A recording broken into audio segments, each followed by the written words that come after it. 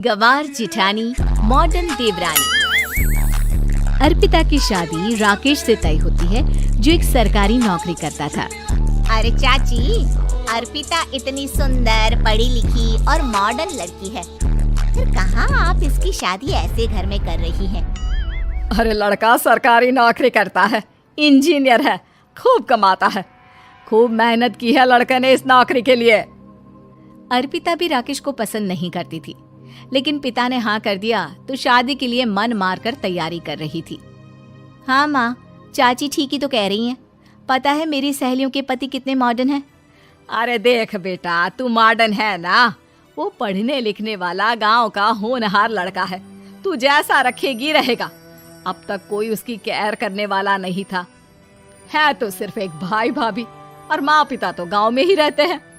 अर्पिता का मुंह बन जाता है। वो पिता के फोन से राकेश का नंबर लेकर उसे मिलने के लिए बुलाती है।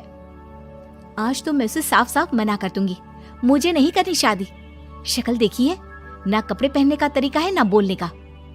अर्पिता राकेश से मिलने जाती है। अब क्या हो गया, आपने मुझे अर्जेंट मिलने को बुलाया, सब ठीक तो है ना?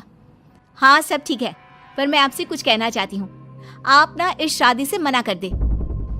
राकेश की आंखें अर्पिता की इस बात से लाल हो जाती है। वो रोंदे गले से कहता है, लेकिन शादी की सारी तैयारियां हो गई हैं। मैंने आपके साथ एक अच्छे भविष्य का सपना भी देख लिया है। ऐसा मत करिए प्लीज। माँ पिता के अलावा मैंने किसी को दिल से अपना माना है तो वो आप ही है। देखिए, मुझे आपसे कोई समस्या नहीं है, लेकिन आप मेरे जैसे नहीं हैं। मैं मॉडर्न लड़की और आप। मैं आपसे वादा करता हूँ, जब तक आपके लायक नहीं बन जाता मैं कभी आपसे बीवी का हक नहीं मांगूंगा। अर्पिता राकेश का प्यार देखकर पिघल जाती है और शादी के लिए हाँ कर देती है। दोनों की शादी हो जाती है, लेकिन शादी के बाद राकेश की भाभी, जो कि पूरी देहाती थी। ए राकेश, उठ, जब पानी भर कर ला और तेरी बीवी को बोल के चूल्हा लगा दिया है, रोटी बना ले। क्या है ये सब? और तुम्हारी भाभी इस तरह चिल्ला क्यों रही है? क्या करूं, भाभी ही खाना बनाती है और मुझे पढ़ने के लिए इस घर में रखा, तो मैं घर का सारा काम कर देता हूँ। अब तुम आ गई हो, अपने तरीके से देख लो। ये मकान तो तुम्हारे पापा ने बनवाया था ना, शहर में, ताकि बेटा पढ़ाई कर सके।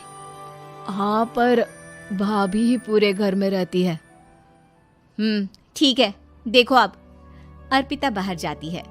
सूट पहनी अर्पिता को देखकर जेठानी का पारा हाई हो जाता है। ए शहर की हीरोइन, यहाँ ना चलेगा ये सब, समझी? साड़ी पहनो, साड़ी वो नारंगी वाली निकाले हैं तुम्हारे लिए, जिसमें हरे रंग का फूल बना है, और सीधे पहुंचो रसोई में। मेरे आगे नहीं चलेगा ये सूट बूट का नाटक, समझी? देखिए भाभी, आप बड़ी हैं, आपने राकेश की पढ़ाई में मदद की, लेकिन ये मकान इनके पिताजी का है, तो मैं अपना पोर्शन अलग कर रही हूँ। मैं आज से आपके साथ नहीं रहूंगी। जेठानी का तो मानो पारा ही हाई हो जाता है।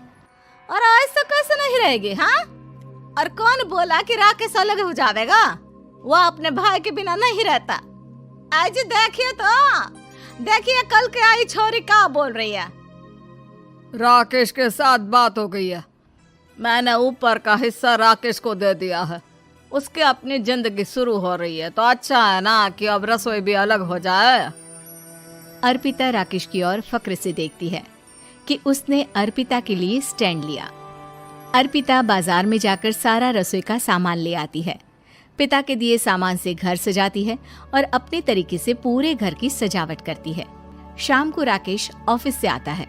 कुर्ता पैजामे में राकेश को देखकर, अरे ये क्या पहना है? भाभी सिलती है ना कुर्ता, मैं सारी कमाई भाभी को ही दे देता हूँ। लेकिन अब ना बीवी को देना होगा, क्योंकि भैया भी अच्छी नौकरी करते हैं। भाभी अपने पति का पैसा संभालें और मैं अपने पति का पैसा संभालूंगी। तभी भाभी आ जाती है। अरे देखो, बहुत हो गया। हाँ, अलग रहने तक तो ठीक था, लेकिन पैसा हम एक फूटी कौड़ी नहीं देंगे। बचपन से तुम्हारे पति को हमने पाला है, उसका हिसाब दो। अच्छा, हिसाब चाहिए? कितना पढ़ी हैं आप जो आपको हिसाब चाहिए?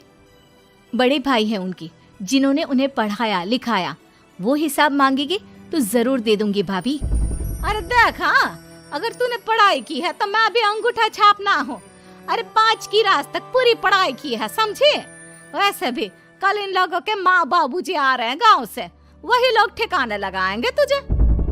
अगले दिन सास ससुर आते हैं, दोनों बहुत ही सीधे लोग। अच्छा किया जो ऊपर के हिस्से में राकेश की गृहस्थी लगा दी। अब दोनों बेटे अपना अपना देख ले। छोटी बहू कहाँ है? अरे बहुत ही चालाक है माँ जी, ऐसी जबान चलाती है जैसे दर्जी कैंची चलाता है। वैसे बहू तुम भी कम नहीं थी। और सुनाओ।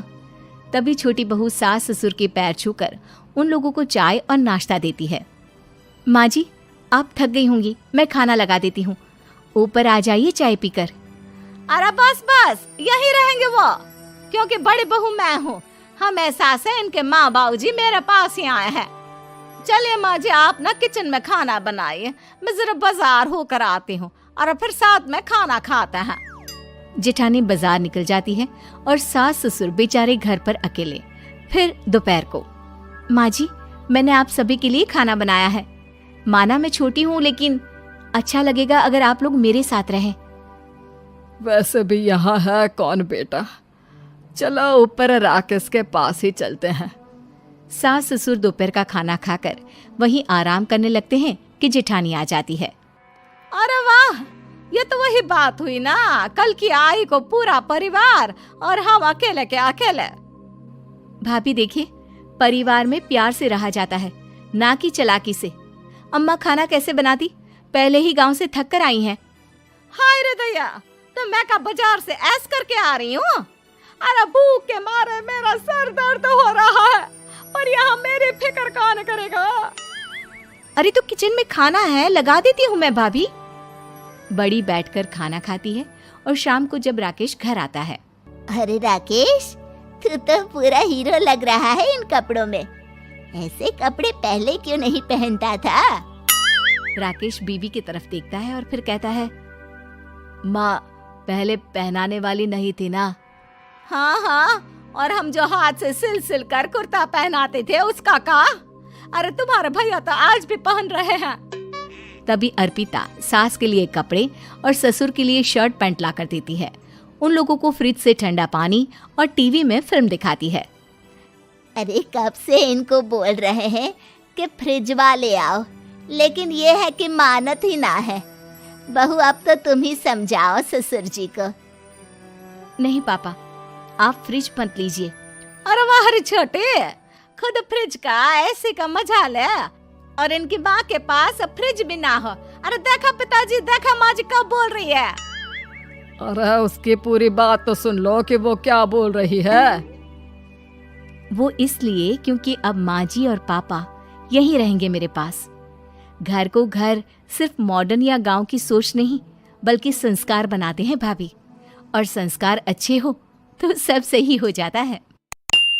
ऐसे ही और कहानी वीडियो देखने के लिए हमारे चैनल को सब्सक्राइब करें, लाइक करें, शेयर करें।